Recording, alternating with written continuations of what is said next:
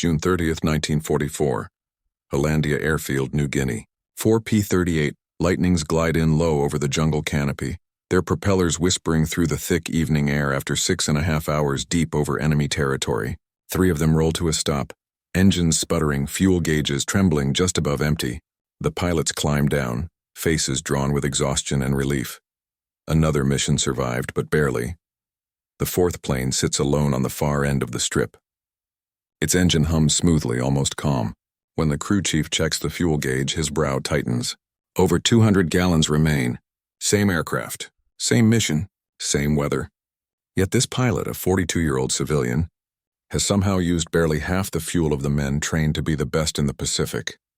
The ground crew swarms around him, checking logs, gauges, and fuel sticks again and again. No leaks, no errors. The numbers don't lie. For months, fighter squadrons had followed their manuals like scripture. 2200 RPM, auto-rich mixture, no exceptions. They'd been told any deviation meant disaster. Burned pistons, dead engines, pilots lost at sea. But now, standing on that sweltering New Guinea airstrip, those sacred rules began to crack. And as the silver P-38 cooled in the tropical heat, one question hung heavy in the air. What secret had this man discovered about flight that every other pilot had missed? The checkerboard on the wooden crate wobbled every time the ceiling fan coughed above them. Colonel Charles MacDonald moved his red piece forward, his brow furrowed, sweat trickling down his temple. Across from him, Lieutenant Colonel Merrill Smith studied the board in silence, absently tapping a cigarette against the table's edge. Outside, the tropical heat of New Guinea pressed against the thin walls of their bamboo hut, wrapping everything in the smell of aviation fuel, wet canvas, and salt. The distant whine of Allison engines rose and faded over the jungle, the familiar heartbeat of Hollandia Air Base in 1944. They were deep in thought when the faint knock came at the screen door. Neither man looked up at first. Interruptions were constant. Mechanics asking for signatures, runners bringing coded dispatches, sometimes a pilot returning from patrol too shaken to speak. Then the voice came, calm, clear, with a hint of reserved confidence. "Excuse me, gentlemen." Smith sighed and glanced up, ready to wave whoever it was away. But the man standing in the doorway made him stop cold. He was tall, 6 feet or close to it, dressed not in the rumpled khakis of a combat flyer but in a crisp navy uniform that looked freshly pressed. His skin was pale, his hair light brown and neatly combed, his manner deliberate and composed. Despite the heat, he seemed untouched by sweat or dust. "I'm Charles Lindbergh," the man said quietly. For a full second, silence filled the room. The clatter of distant aircraft and the buzz of insects faded into the background. Even the ceiling fan seemed to pause. Colonel MacDonald blinked, half thinking he'd misheard. The Charles Lindbergh? The man who, 17 years earlier, had crossed the Atlantic alone in a fragile monoplane named the Spirit of St. Louis. The man whose flight had changed aviation forever? MacDonald stood automatically, his hand hovering awkwardly between salute and handshake. "Well, I'll be damned," he said softly. Lindbergh offered a polite nod. "General Hutchinson sent me over. He thought I might be of some assistance to your fighter group. I've been asked to help with long-range operations, perhaps offer some suggestions." MacDonald gestured toward the only empty chair, still processing what he was seeing. "You're here to help us?" Lindbergh smiled faintly. "I hope so. I've been flying with several units in the area, P-38s, Corsairs, B-25s. I'm interested in their fuel efficiency and range characteristics under combat conditions." Smith finally found his voice. "Well, sir, you've certainly come to the right place. We've been trying to stretch the range of these Lightnings for months, but the manuals don't exactly leave room for creativity." Lindbergh's eyes glimmered with curiosity. "That's often the problem with manuals," he said. The colonel gestured toward the corner, where maps of New Guinea and the Pacific were pinned to the wall. Edges curled, marked with grease pencil roots and red pins. "We're running 6-hour missions on the edge of endurance," MacDonald explained. "Escort runs, strikes sometimes beyond what these planes were designed for. Every time we're gambling with fuel. If the weather turns bad or there's combat delay, the math stops working, and someone doesn't make it home." Lindbergh moved closer to the maps, studying the web of lines that traced over endless ocean and jungle. He leaned forward slightly, hands clasped behind his back, eyes scanning distances with almost mechanical precision. "What are your standard settings?" he asked. 2200 RPM, 30 inches manifold pressure, auto-rich mixture. Smith replied automatically. Lindbergh nodded slowly, as though confirming something he already suspected. "That's the textbook procedure. But it's not necessarily the most efficient." MacDonald raised an eyebrow. "You're saying the manual's wrong?" "I'm saying it was written for factory testing," Lindbergh replied evenly. "Not for what you're doing out here. If you reduce RPM to 1600 and maintain the same manifold pressure, you'll find your fuel consumption drops dramatically. 30%, sometimes more." The words hung there unbelievable. Smith blinked. 1600 RPM? That's over square operation. We'd be courting engine failure. Every instructor I ever had swore it'd burn the cylinders out. Lindbergh turned, his gaze calm but firm. "Only if your mixture's wrong. The Allison engines can handle it easily. High manifold pressure with low RPM keeps temperatures lower, not higher. You'll get smoother power and longer range." He said it not like a man boasting of discovery, but like an engineer stating a fact already proven in numbers. MacDonald exchanged a skeptical glance with Smith. It wasn't that they didn't believe Lindbergh. It was that what he proposed went against everything the Army Air Forces had drilled into them since flight school. Manuals were gospel. Procedure meant survival. But this was Charles Lindbergh, the man who had trusted his life to fuel calculations across an empty ocean when no one else dared. "You've tested this yourself?" MacDonald asked finally. Lindbergh nodded once. "I have. Over the past few weeks, I've flown several missions with Marine and Navy units. The results are consistent. The theory's simple. The trick is having faith in it." The room fell quiet again.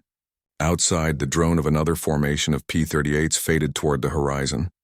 For the first time in weeks, MacDonald felt something unexpected. Curiosity. "All right, Mr. Lindbergh," he said, his tone shifting from polite skepticism to measured interest. "If what you're saying is true, you might just save us more planes than any new weapon could." Lindbergh inclined his head, that faint, self-contained smile returning. "Then let's see if we can make your lightnings fly a little farther." As he turned toward the doorway, sunlight caught the edge of his uniform, lighting the gold buttons like small fires. For a moment, MacDonald saw not the controversial civilian many remembered, but the same solitary figure who had once risen from Roosevelt Field and flown alone into history. He realized then that whatever happened next, the war, and the science of flight itself, was about to change. The next morning, the airfield shimmered in the early sun like a sheet of hammered copper. Heat rose from the runway in rippling waves. The jungle beyond the perimeter hummed with the sound of cicadas, and the distant rumble of P-38s warming up filled the air like a living heartbeat. Charles Lindbergh stood beside a line of gleaming lightnings, clipboard in hand, talking quietly with the ground crews. His uniform was simple, no rank insignia, no ribbons. To anyone passing by, he might have looked like a test engineer rather than the most famous aviator on Earth. But his calm authority was unmistakable. Even the gruffest mechanics stopped what they were doing when he spoke. Colonel MacDonald watched from a few yards away, arms folded, a skeptical smile tugging at his face. Around him, a small crowd of pilots had gathered, curious, half-mocking, half-intrigued. "That him?" Someone muttered. "Sure looks like him." "Lindbergh, the Atlantic guy." "Yeah, and now he's going to tell us how to fly our own damn planes." A few laughed. But it was nervous laughter.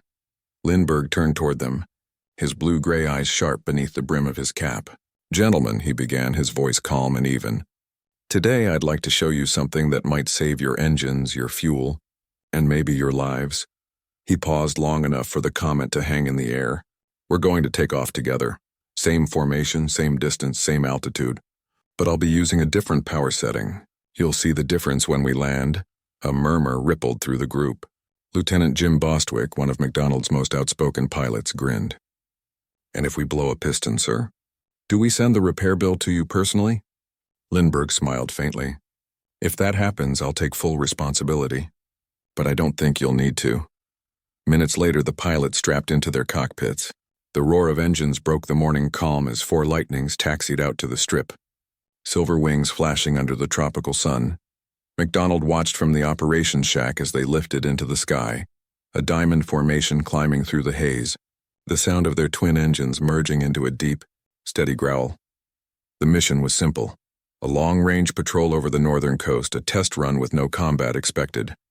But what Lindbergh was testing wasn't their courage. It was their trust in him and their machines, and in the idea that the manuals they'd memorized might not be the whole truth. At 10,000 feet, Lindbergh eased his throttles forward to 30 inches manifold pressure and slowly rolled the propeller controls back. 1,600 RPM, smooth and steady. The plane's tone dropped an octave, a deep mechanical purr that vibrated through his seat. He leaned back slightly, watching the fuel flow gauge fall to a level most combat pilots would have thought impossible. Over the radio, Bostwick's voice crackled with disbelief. "Lead, you sure about that setting? My instructor back home would have court-martialed me for even trying this." Lindbergh's voice came back calm and steady. "Trust your instruments, not your fear. Watch your temps. You'll see." They flew on. The coastline rolled beneath them, jungles giving way to turquoise shallows, reefs glowing white beneath the water. Lindbergh's eyes flicked between gauges with the precision of a man reading a map written in numbers.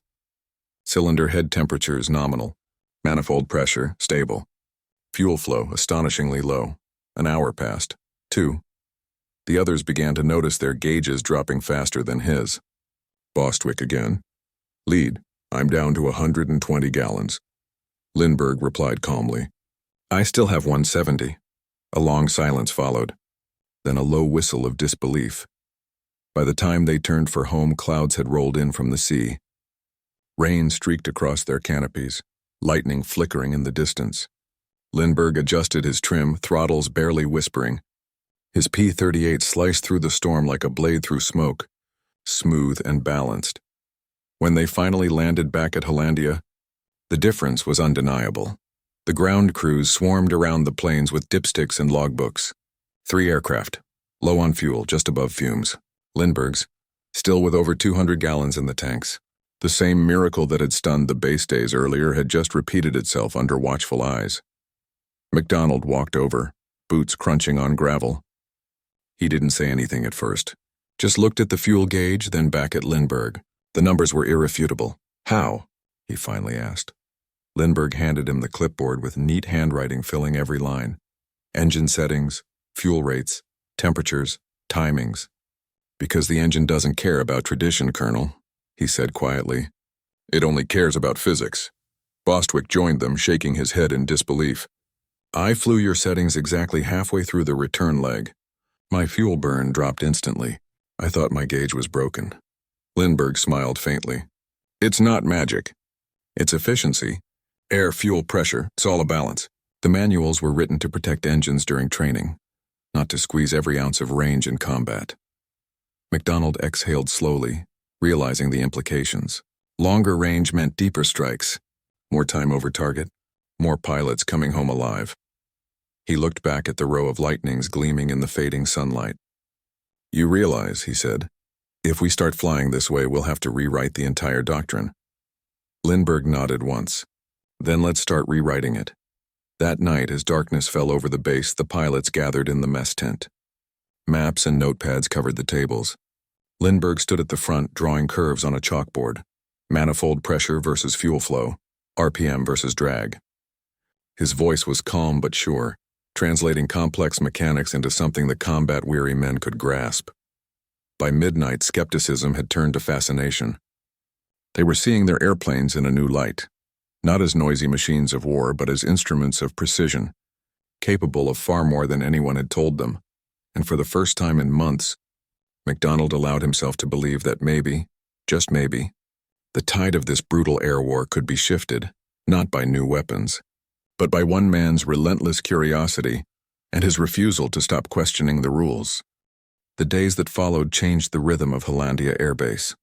What began as quiet curiosity soon turned into obsession. Every squadron wanted a piece of what Lindbergh was teaching. Mechanics huddled over engines long past midnight, adjusting mixture controls and recalibrating fuel flow meters.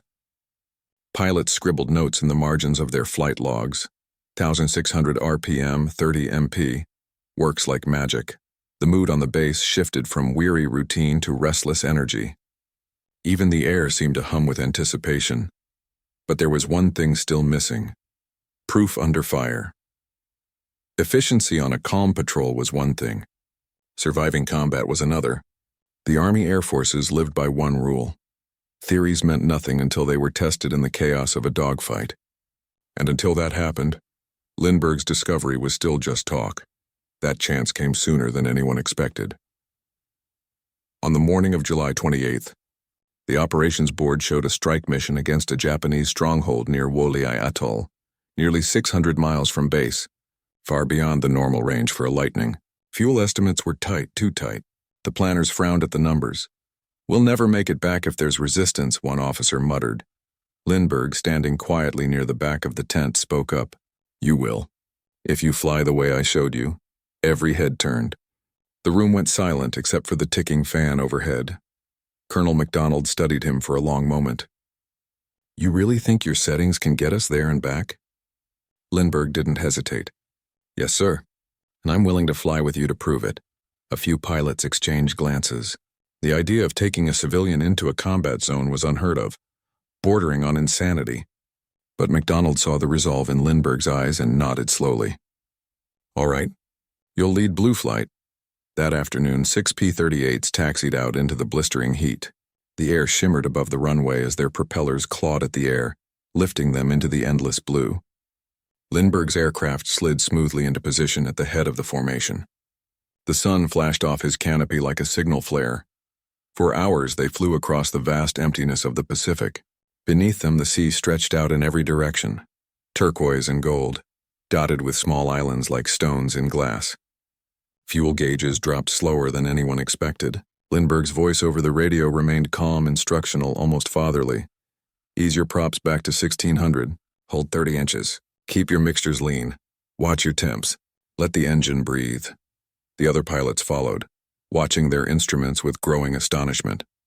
The range bar graphs, usually shrinking fast, now fell with deliberate slowness. By the time they reached the target, they still had enough fuel for a full engagement and the long journey home. But the Japanese were waiting. The first burst of anti-aircraft. Fire came from the shoreline, dark puffs of smoke against the blinding sun. Seconds later, Zeros appeared from the east, diving fast, their silver fuselages glinting like blades. "Bandits!" 2 o'clock high, someone shouted.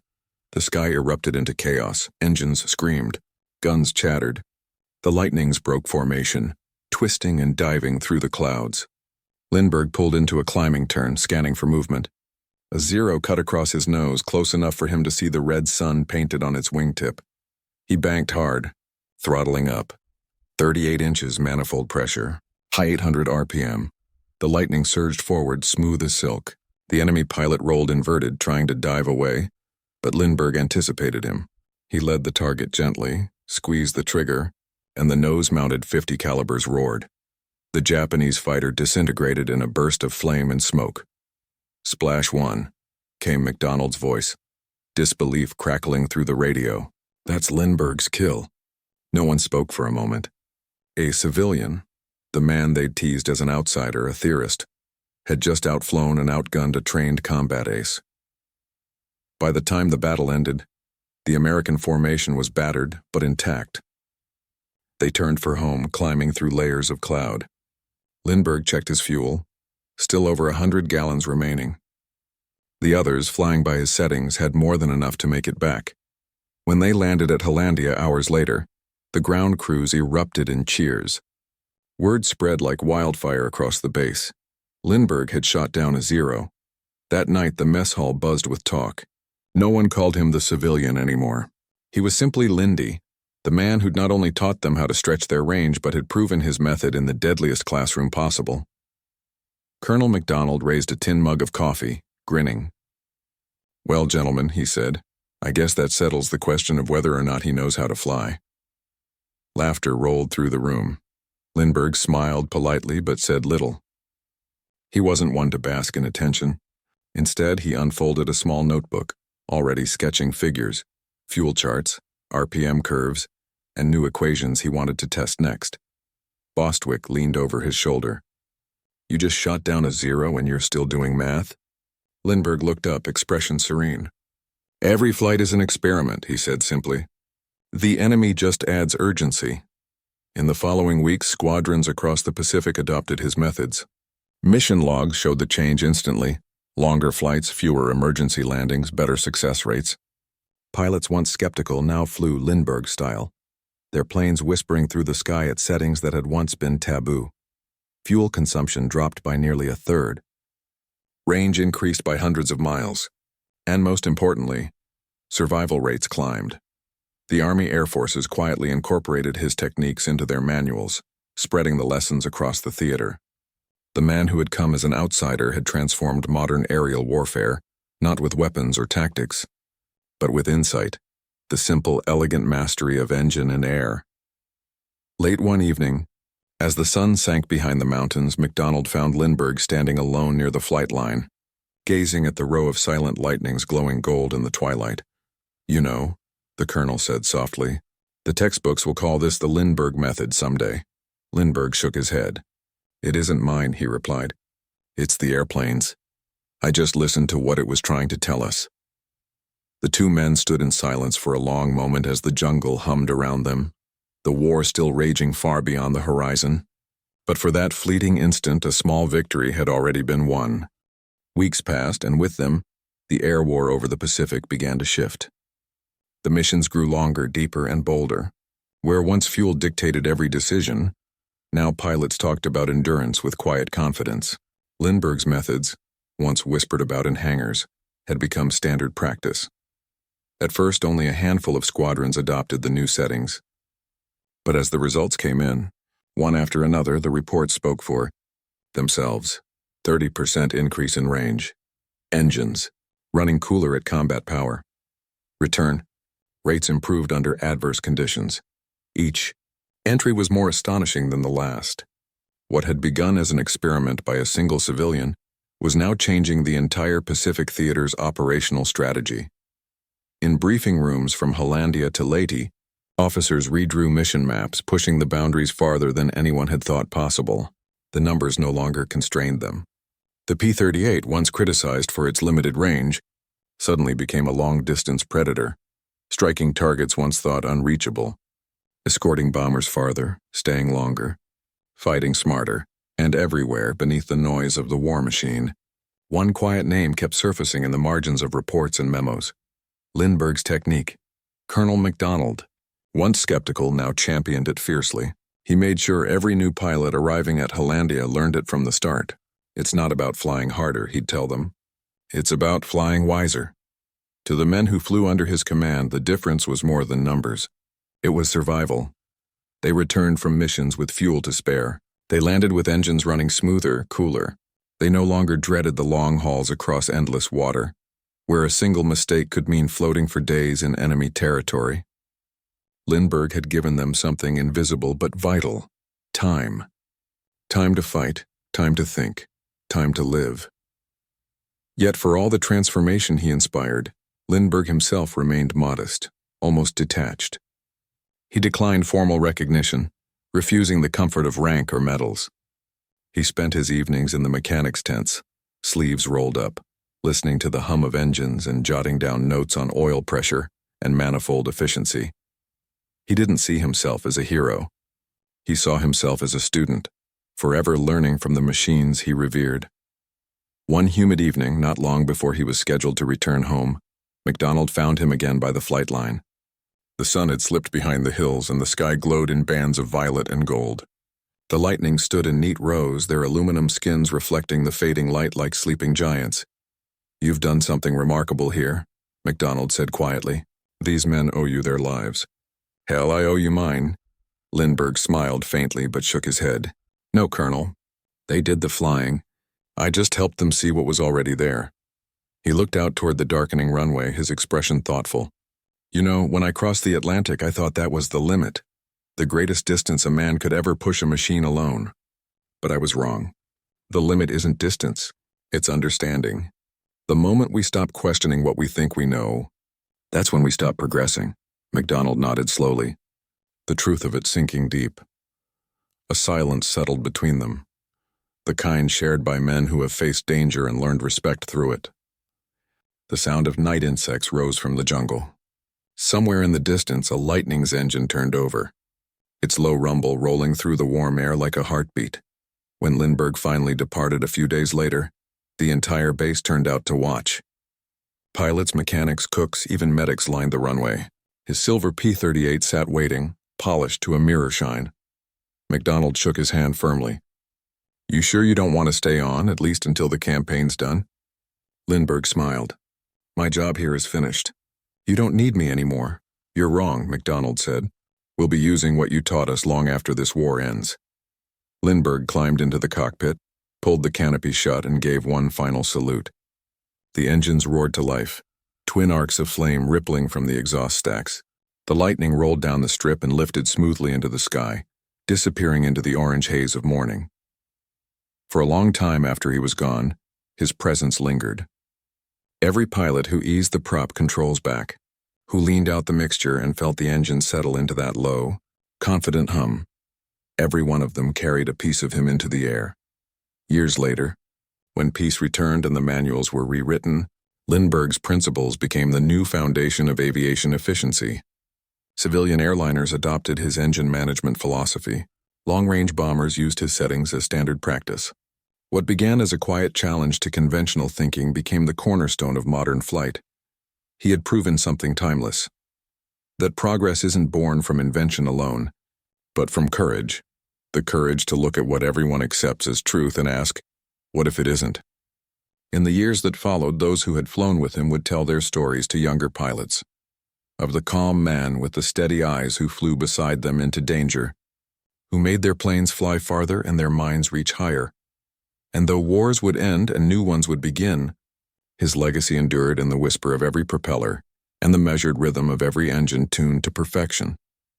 Because in the end, Charles Lindbergh hadn't just taught men how to save fuel. He had taught them how to listen, to their machines, to their instincts, and to the limitless possibilities hidden between them. By late summer of 1944, the experiment was no longer theory. It was fact, and the Pacific skies bore witness. Mission reports from squadron after squadron began to read like something out of fiction: extended range, reduced fuel burn, and fewer aborted missions. But for the Army Air Forces, data alone wasn't enough. They needed undeniable proof, something measurable, something that could silence every skeptic from the Pentagon to the flight schools back home. The order came down from Group Command, a controlled demonstration. Lindbergh was to fly alongside the top pilots of the 475th Fighter Group on a deep strike mission over enemy-held Palau. Distance to target, nearly 100 miles round trip. A flight that, by all conventional logic, stretched the absolute limit of what a P-38 could endure. At dawn, the flight line came alive. The humid air shimmered above the silver wings as mechanics tightened bolts and topped off fuel tanks to the brim. Ground crewmen moved with precision, checking oil, hydraulics, and ammunition belts one last time. Every man on the field knew that today's sortie would either prove Lindbergh right or bury his theory forever. Lindbergh moved among the planes with quiet focus. No ceremony, no press, no rank insignia, just the same weathered flight suit, the same soft-spoken voice reminding his crew chief to lean the mixture a notch higher, to trust the numbers. He'd already flown dozens of missions by now, but this one felt different. This one would define everything. When the engines fired, the ground shook with synchronized thunder. 8 lightnings lifted into the morning sky, their contrails forming bright white scars against the deep blue horizon. For the first leg of the flight, the formation stayed tight. Lindbergh flew slightly above and behind the others, watching their prop angles, their throttle positions, the rhythm of their climb. The gauges on his own panel stayed steady. Manifold pressure 32 inches, RPM just under 1/900. Mixture leaned to the edge of efficiency. Every vibration, every change in pitch told him something about the engine's heartbeat. Hours passed. Below them, the Pacific stretched endlessly, blue and unforgiving. Sunlight glared off the waves like shards of glass. The pilots checked their gauges anxiously. Fuel levels dropped faster than expected. Even with careful management, the distance was brutal. But Lindbergh's voice came through the radio, calm, deliberate. Ease back your throttles. Keep manifold pressure high and prop low. Let the engine do the work. Trust it, they obeyed, reluctantly at first. Then with growing confidence as the airspeed held steady and the fuel flow slowed. By the time they reached the target, They still had reserves, more than anyone had dared hope. They dove through flak and tracer fire, strafing enemy barges and fuel dumps, then climbed out through rising smoke toward open sky. The return leg was silent, tense. The Pacific could turn from friend to executioner in an instant. But hour after hour, the lightnings kept slicing through the air, their fuel gauges holding steady where before they would have sunk toward zero. 6 hours in, one of the younger pilots broke radio silence. "Sir, I still have 100 gallons left." "Same here," another replied, and then another. When they finally sighted the coastline of New Guinea, the radio crackled with disbelief. The flight had covered over 1,000 miles, farther than any operational P-38 mission in the Pacific up to that point, and every aircraft returned with fuel to spare. On the tarmac, the ground crews waited, expecting the usual half-empty tanks and weary, sweat-soaked pilots. Instead, what they found stunned them. Dipsticks read levels no one could explain. Fuel still sloshed audibly in the tanks. Engines purred as if they'd barely been pushed. MacDonald stood beside Lindbergh's plane as he climbed out, face streaked with salt and sunlight. 1,100 miles, MacDonald said quietly. "And you've still got 80 gallons?" Lindbergh simply nodded. 82 by my count. MacDonald laughed in disbelief. "You realize what this means?" "It means," Lindbergh said, wiping oil from his gloves, "that we've been flying wrong since the day we learned how." Word spread fast. Within weeks, the Air Force's Technical Command issued a formal report confirming the results. The figures were irrefutable. A P-38 flown under Lindbergh's technique could extend its range by over 40% without mechanical modification. The report circulated from one command to another, stamped confidential but read by nearly every pilot in the Pacific. By September, what had begun as heresy was now doctrine. New operating manuals quietly revised their recommended settings. Instructors began to mention the Lindbergh method in briefings. The transformation was complete, and yet for Lindbergh, there was no celebration, no official commendation or medal. His role remained unofficial, his contribution unrecorded in the headlines. He hadn't come for glory and only understanding. Still, those who flew with him never forgot. In the mess halls and ready rooms, they spoke of the calm man who'd taught them to feel their engines rather than fight them.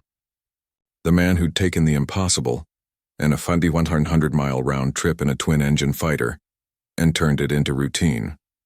Proof beyond doubt had been achieved not in laboratories or reports, but in the roar of combat engines returning home with fuel still in their tanks. And as the Pacific War pressed onward, one truth became clear. Charles Lindbergh had not only extended the range of the P-38, he had expanded the very limits of what men believed their machines could do.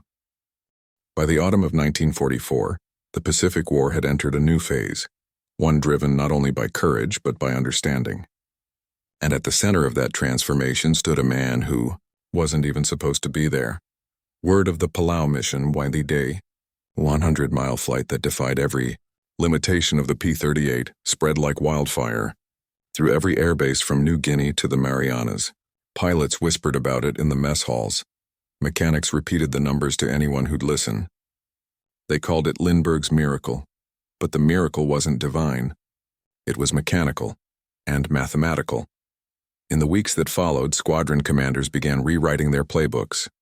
What had once been missions on the edge of impossibility now became standard operations. Fighter escorts could accompany bombers deeper into enemy territory. Long-range strikes could hit shipping lanes once thought safe. Each day, the tactical map stretched further. Circles of range that once stopped short of key islands now reached beyond them.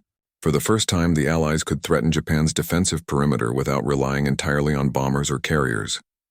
The shift was subtle, but seismic. Colonel MacDonald's men began flying with a confidence unseen in months. Their missions grew longer, their fuel reserves steadier, their losses fewer. Every time they throttled back and leaned the mixture, every time they felt the engine settle into that smooth, balanced hum, they were reminded that they were no longer bound by old rules. One afternoon, after a successful run over the Salibi Sea, MacDonald gathered his squadron around a sand-covered table at the edge of the airfield. He unrolled a new map, lines drawn by hand across the expanse of the Pacific. "This," he said, pointing to a distant set of coordinates far beyond their usual range, was out of reach 3 months ago. Now it's a day's flight. The pilots exchanged glances, disbelief giving way to pride. Lindbergh showed us how to fly smarter, MacDonald continued.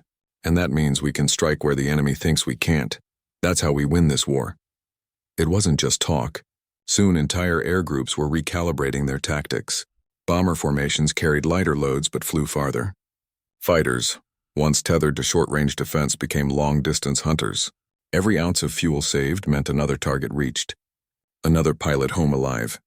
And as results accumulated, even the higher command, once skeptical of any civilian's interference, began to take notice.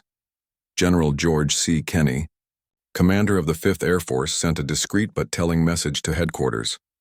Lindbergh's operational findings have expanded the combat effectiveness of our forces by a margin that cannot be overstated. That single line made its way through channels, reshaping policy without fanfare.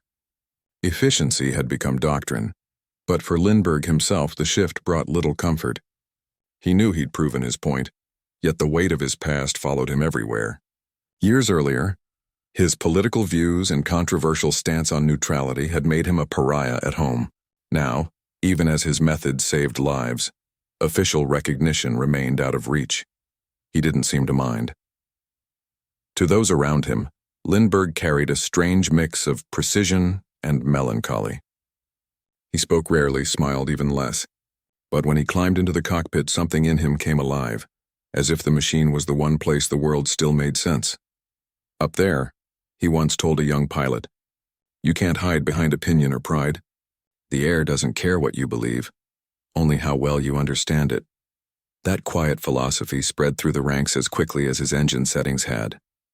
Pilots began to think differently, to question, to experiment, to feel the aircraft instead of merely controlling it. And somewhere between the clouds and the sea, they discovered the same truth Lindbergh had lived by. Mastery isn't about power, it's about harmony. By December, the results spoke louder than any orders. The 5th Air Force's operational range had grown by over a third.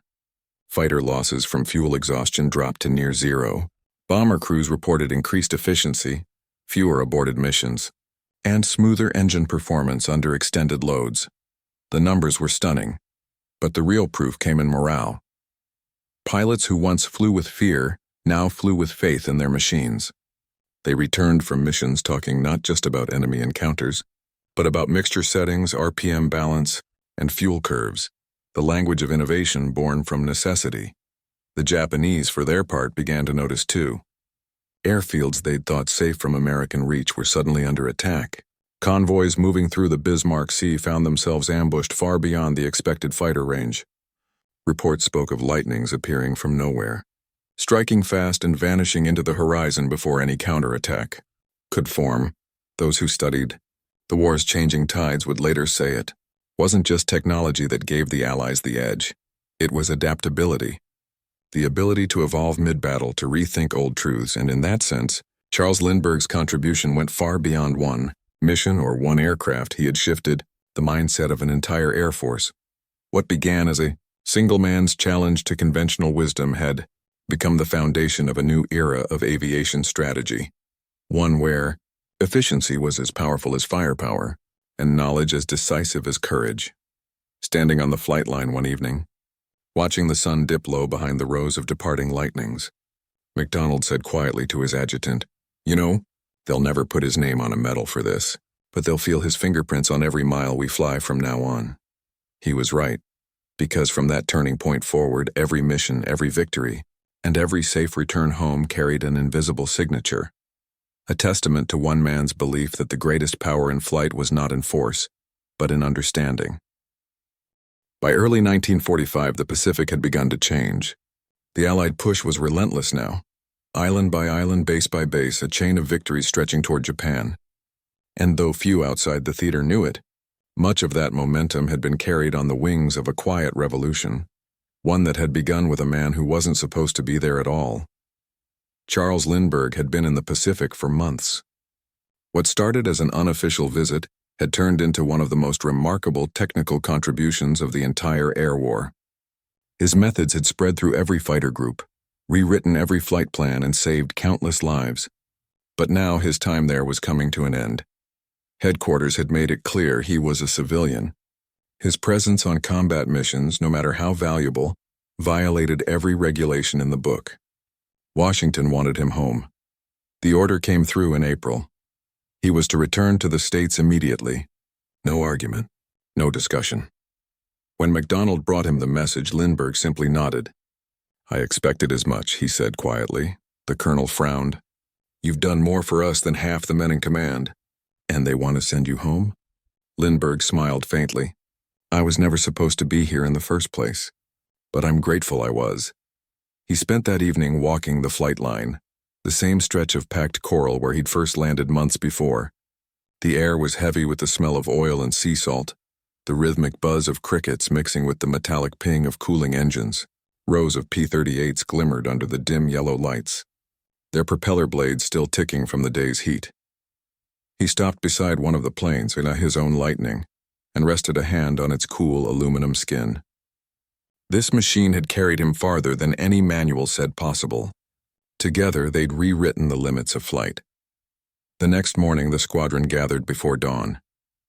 There were no speeches, no flags, no photographers, just men, grease-stained, tired, and deeply respectful, watching the man who had changed the way they flew prepare for one last mission. Because before leaving, Lindbergh had made one final request to fly one more sortie, not as an observer. As a pilot, the mission was a deep escort into the Philippines, long, grueling, and dangerous. The kind of flight where every drop of fuel mattered. Command tried to deny it, but MacDonald insisted. If the man wants one last flight, he told them, he's earned it. At sunrise, the Lightnings roared to life. Lindbergh's canopy slid shut, his gloved hand resting lightly on the throttle. His wingman that day was Major Thomas Red Jeffries, a young ace who'd once sworn he'd never deviate from the manual, until Lindbergh taught him otherwise. They lifted into a golden sky streaked with the thin smoke of distant volcanoes. Below them, the Pacific shimmered like a sheet of glass. For hours, the formation flew in silence, lean, precise, efficient. Every movement measured, every adjustment deliberate. Halfway through the mission, they spotted enemy fighters climbing fast from the east, a mixed group of Zeros and Tonys. The formation tightened instinctively. The radio came alive with clipped voices and static. Lindbergh's voice broke through, calm as ever. "Keep your speed steady. Don't chase. Make them come to you." The dogfight that followed was fierce but short. The Zeros couldn't match the P-38's climb rate or endurance. Within minutes, the sky was clear again, the enemy broken and scattered. When they reached their target, the bombers below released their payloads with precision. Smoke and fire rose from the docks below as the Lightnings turned for home. Hours later, as the coastline of the Philippines faded behind them, Red Jeffries came on the radio again. "Fuel check." One by one, the pilots reported in, all with more reserves than expected. Then came Lindbergh's voice. 200 gallons remaining." A pause. 200? Jeffries laughed. "Sir, you make the rest of us look like rookies." Lindbergh chuckled softly. "Just listen to your engines, Major. They'll always tell you what they need." By the time they landed, the sun was low, a burning orange disk melting into the horizon. Mechanics and ground crews rushed out, their faces breaking into smiles as they saw every plane return intact. Lindbergh climbed down from his Lightning, pulled off his helmet, and took one long look around the field. At the men, the machines, the sky he'd come to know better than any man alive. MacDonald approached him, hand outstretched. "You've done more here than anyone will ever know." Lindbergh shook his hand firmly. "That's enough for me." He turned toward his plane one last time, his eyes tracing its graceful twin booms, the sunlight catching on the glass canopy. Then he walked away, leaving behind not just an aircraft, but a legacy, one built on precision, courage, and quiet defiance. When his transport lifted off the next morning, the entire base gathered to watch. The roar of its engines faded into the bright blue sky until only silence remained. But even as he disappeared into the distance, his presence lingered, in the hands of every pilot who leaned his mixture just a little leaner, who trusted his instruments a little more, who flew not by the book, but by feel. Because Charles Lindbergh hadn't just returned to the skies. He had changed the way men would fly through them forever. When Charles Lindbergh left the Pacific in 1945, he did not return to fanfare or medals. There were no parades waiting, no speeches in his honor. His contribution, though extraordinary, remained largely unspoken, buried beneath the noise of victory and the headlines of generals. But history has its own way of remembering. In the months that followed his departure, the ripples of his work continued to spread. Across every island base and flight school, from New Guinea to Guam, pilots began to talk less about fuel shortages and more about precision. Engine crews quoted his words like gospel. Power is not the same as efficiency. Speed means nothing if you waste the sky getting there. What began as a quiet experiment in fuel conservation had become a full-blown revolution, a redefinition of how man and machine should coexist. The transformation was not just military. As the war drew to a close, aircraft manufacturers and engineers across the world began studying the reports. Those field notes written in Lindbergh's steady hand. Those test figures that defied expectation. His methods were dissected, adapted, and refined. By 1946, the principles he'd proven in combat were being applied in peacetime design. Commercial airliners adopted lean mixture settings and low RPM cruise modes inspired directly by Lindbergh's Pacific experiments. Long-range flight became not only possible but practical. The skies were changing, faster than anyone could have predicted. Air travel, once limited to short hops between continents, now stretched effortlessly across oceans. The same techniques that had saved lives in war were now connecting the world in peace. Efficiency was no longer just a technical goal, it was an ideal. But for Lindbergh, this transformation was bittersweet. He had returned to a nation both victorious and divided. To some, he was still the fallen hero of the pre-war years, the man whose isolationist speeches had shadowed his fame. To others, he was a pioneer redeemed, a man who had quietly served his country even when it had turned its back on him. Lindbergh avoided the arguments. He spoke little of the war, and even less of his time in the Pacific. He let his work speak for itself. In the late 1940s, aviation entered what historians would later call the Lindbergh curve, a period where efficiency, range, and reliability advanced more rapidly than at any other point in aviation history. Jet engines were on the horizon, but even they borrowed from his legacy. The principle that performance was not about force alone, but about balance, about knowing where power meets restraint.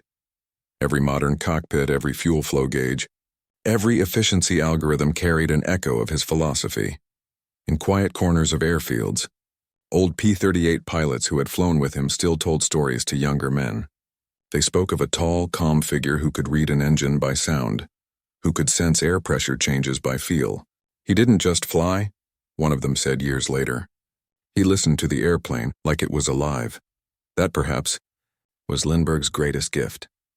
He reminded a generation that machines were not meant to be dominated, but understood.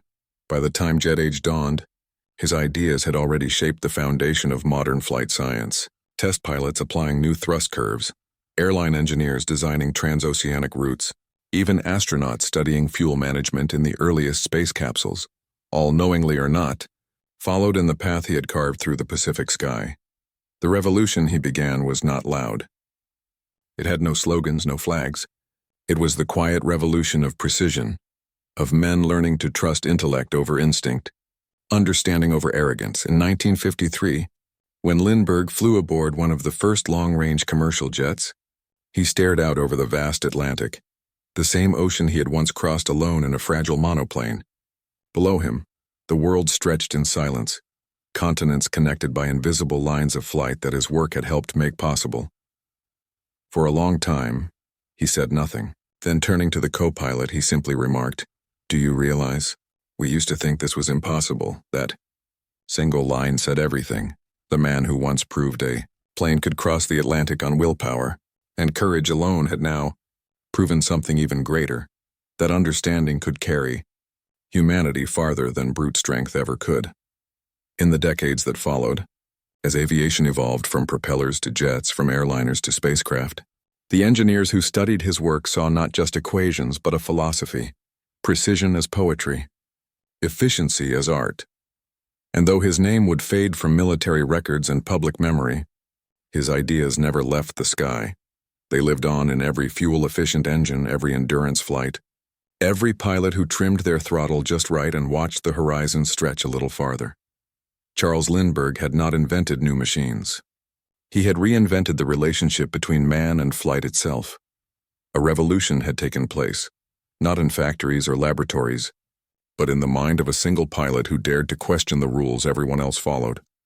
And because he did, the world learned to fly not just faster, but wiser.